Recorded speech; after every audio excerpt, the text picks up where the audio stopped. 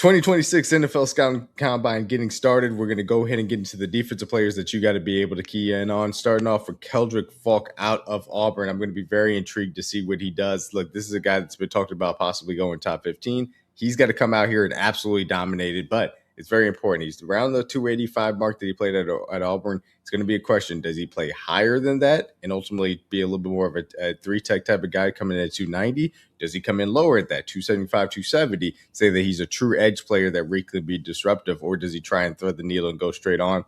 Regardless of where he shows up, he's going to be a freak athlete. We know what brings to the table incredibly young. The tools are going to be worth betting on. You expect that he's going to blow up this combine as far as the testing is concerned. We know Caleb Banks in the three-tech position. He looked awesome at the Senior Bowl. I expect that he's going to test very well. But the guy I want to go in and be able to key in on is Grayson Holton. Has really good metrics. If he can come out and be a really good athlete coming out of Oklahoma, and his three-tech ability in a class that's really heavy as far as nose techs that are going to test pretty well, he can really show out with his movement ability. Something to look out for Grayson Holton and what he could do to really rise up his draft stock.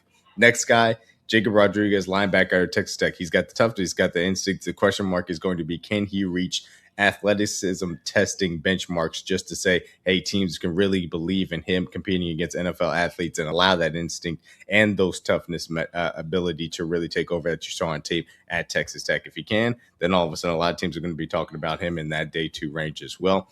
Like a lot, Davison and Eaglemanson, going to be a question mark about where exactly he fits into the really stacked class as far as day two cornerbacks are concerned. Him and Devin Moore really have some question marks. Both of them had pretty good seasons on tape as far as that was concerned. Both of these guys show really good coverage metrics. Those guys are more classic outside corners as far as that is concerned.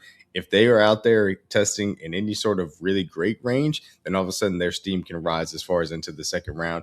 Not, then they're going to fall a little bit more to the third, maybe even fourth round as far as the shuffle is concerned. Speaking of which, as far as the defensive back range is concerned in that day two, day three aspect, Michael Taft out of Texas showed ball skills, showed the ability to race some things on the back end. If he can come out and test at a high level and back up those instincts, then all of a sudden you're talking about a guy that could maybe sneak into the back in the third, more so if into the fourth, but he can be a really good safety option for a team looking for defensive back help in the middle rounds.